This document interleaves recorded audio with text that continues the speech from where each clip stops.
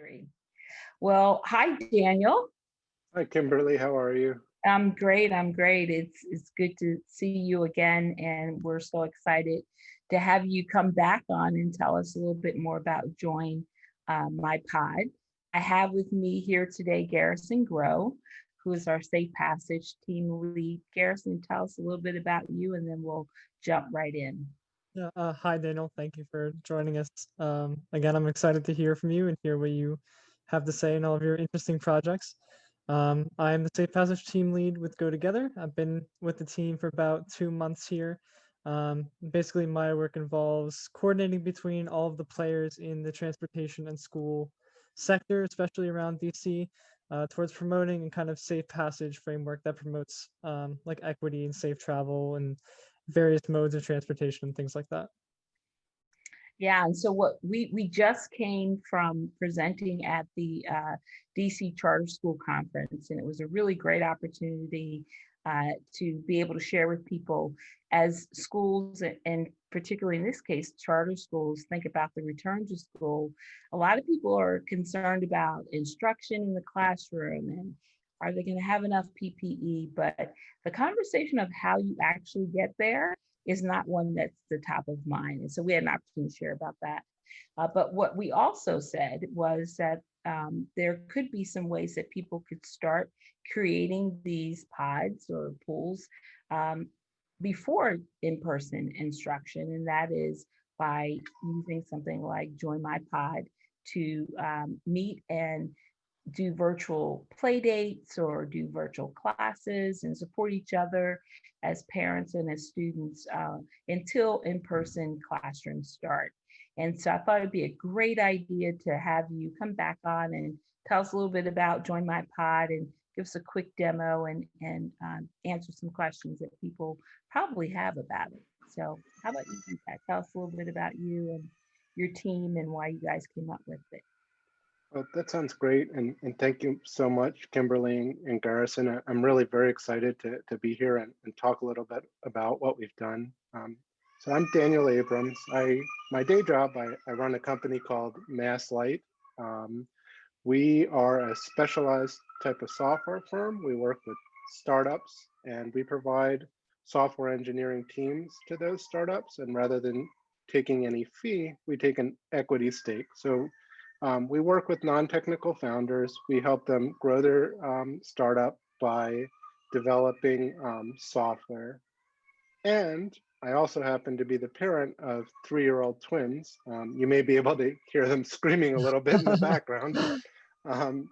And they've just started school in the DC school system at PK3. And so this idea of forming pods has been on my mind and on the mind of a lot of our employees who are also parents. We've been thinking about ways in which we could help. We've been noticing that parents were organizing pods, but they tended to do so privately, either in Facebook channels or private discussions or emails. And it was a concern of ours that that it wasn't being done in a way that involved the whole class and potentially some students or some parents were being left behind. And so we thought a lot about what we could do to help. And being the technical folks that we are, we thought maybe there's a piece of software or an application or a website that we could build to help parents. And so that's what we did. We made a little side project. It's called JoinMyPod.org. And the goal is to help parents form pods in a way that's open to everyone in the entire class.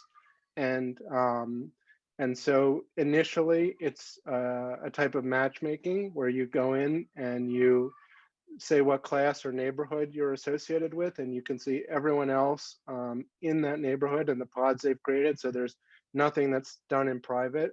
It acts as it facilitates people joining pods together for whether it's for outdoor activities or supplementing distance learning or whatever it is the parents need to do. It helps them organize those pods together. And then once those pods are organized, it helps with things like scheduling and communication and that sort of thing. So that's the premise of the site. And I'm happy to jump in and do a little demo if Yeah, that makes sense. great. That would be great. While you're setting up, curious, is this available across the country? It's available across the country. So initially what we did was the federal government provides a database of all the public schools in the country, including charter schools. So we made use of that database. We imported the database so that when a parent goes in, they can search and find their school, and that's already pre-populated, and then they can join that particular school. There's some parents who maybe have kids who are younger than their school system. And so you can also join by neighborhood as well, by zip code. But every public school in the entire country is available. That is fantastic. That's fantastic. A parent who's, well, many parents are becoming more technically savvy because of virtual learning. Is it pretty easy for them to engage?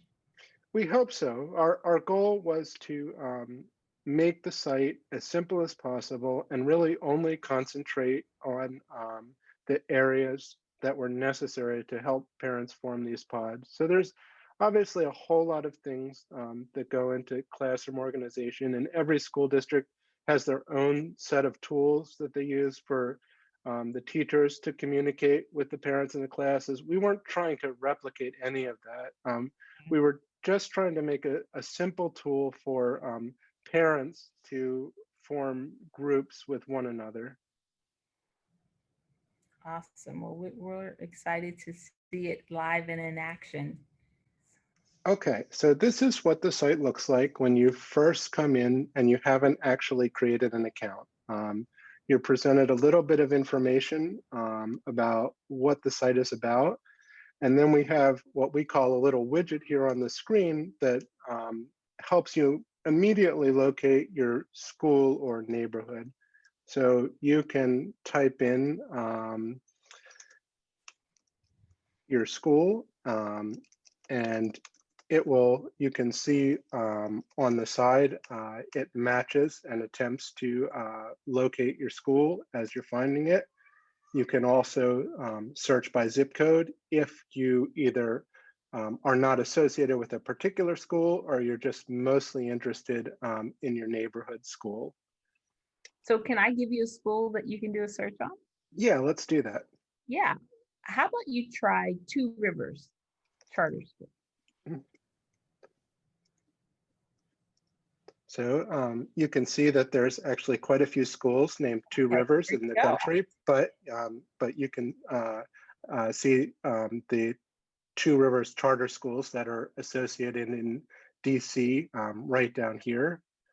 So you find the school that you're interested in and you click join, and it'll take you through the process of creating an account. I'm going to skip that because it mostly just asks you for your name and that sort of information. Yep. And take you right into what it looks like once you've created an account. So we're looking at the screen after you've logged in and created your account. You can see on the left here the schools in the area called MyPods. This is the schools that you've actually joined because you're associated with them. You can join more than one school because you might be a parent who has children in multiple schools.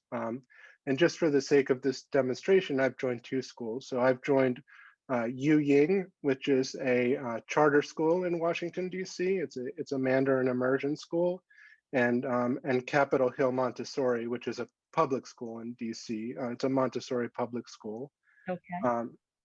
If you scroll down a little further, it will show you options of other schools that are near the schools that you're near your location. So you might want to do this because you might be interested in something in particular that's not offered at your school. So you might know that your child has a friend at a nearby school and you want to join a pod with that friend. But I'll go back up to the schools that I've joined and describe the process a little bit. So you can see here, these are the pods that have been formed within Yu Ying. This one is a school-wide activities pod. And if I scroll down a little bit, you can see what is the existing team. So these are people who have joined this pod, and what's called pending. So I've asked to join this particular pod. And when you ask to join a particular pod, it sends out an email to everyone who's in that pod and says, hey, so-and-so is interested in joining your pod. Please come in and let them approve them so that they can join and participate in these pods activities. So that's the first step.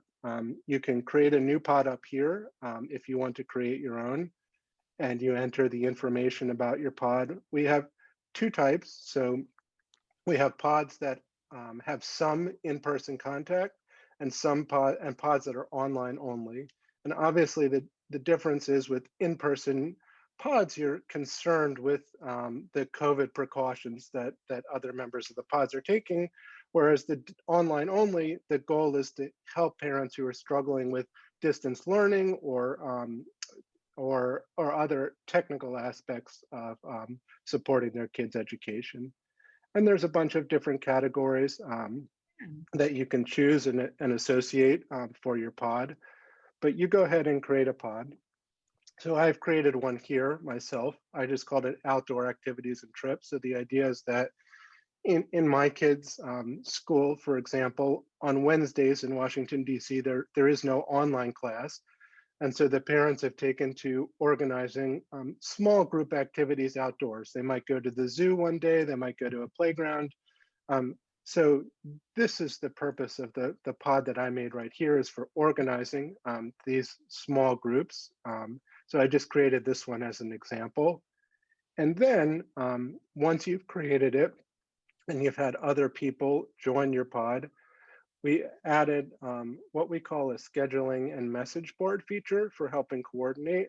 So we use a tool called Basecamp, which is just a project management tool. And we've automatically integrated that tool in a way that's pretty seamless. So you just click the button and you're in a project for your pod, which offers things like scheduling, message boards, a chat for the group. And you can use these things to coordinate activities or communicate as part of the pod. So in a nutshell, that's what the site offers. The whole goal is to, in an inclusive way, just encourage parents to work together to form supplementary educational opportunities for all the kids in the class, and then help organize those activities. Yeah, that looks pretty simple, actually. And it's great that you give them ideas of what, they might think about creating the pods for. Seems pretty easy. Seems pretty easy. That's our hope. Yeah, any questions you have, Garrison? Yeah, I was going to say, it seems really well thought out and really, really simple. It seems like something that if I was having this problem, I would definitely latch onto and pick up very intuitively, very quickly. And it seems like very, very thoughtful, very cleanly presented. I'm curious, do you all have any numbers on how many users you have, or what stage of that process, like your user base is in? Yeah, so we launched the product 3 or 4 weeks ago. And I should say that it's a community service project from our perspective. So it's entirely free. It will always be free. Our goal was really just to help out parents as best we could. So in those few weeks, we've had about 900 parents come in and create pods. So there's, Fantastic. yeah, so there's roughly 900 parents who have come in and started using the system so far. That's fantastic. Wow. Yeah, that's a lot in just a few weeks. That's so much. Yeah. Is there a plan at all for you guys to take this from a web app and include mobile apps as well? Yeah, so our thought was that we really wanted to have parents drive the process of what made sense to do next.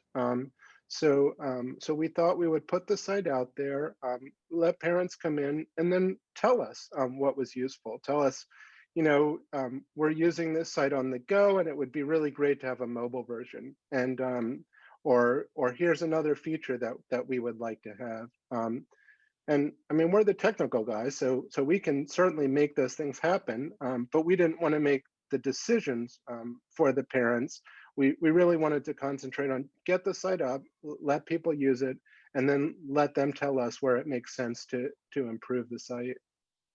Yeah, and as a product manager, that is the way to go, to have a very viable, customer friendly, and a tool that they would use frequently, is they're driving the innovation and what they like to see.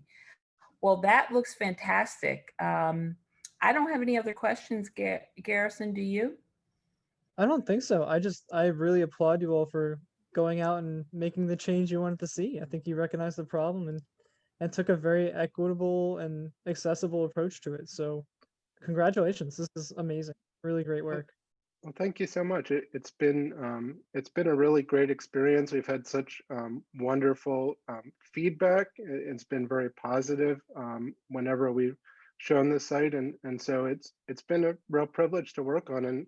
And thanks to both of you for giving me the opportunity to come on and talk about it today. Yeah, you're quite welcome. As I mentioned to you before, we want to share this with the DC Charter School community as our first audience, and then we're going to share it with as many people who might be interested in it. We really believe that this is a time where people need to find some way for their kids to connect, and also to support each other in doing distance learning, maybe even helping out with babysitting. Such a great idea, such a great idea. So thank you for the time today, and we look forward to sharing it, and we want to be able to be a supporter and getting more parents to be part of the community. So thank you so much, Daniel. Well, thank you too. I really appreciate it.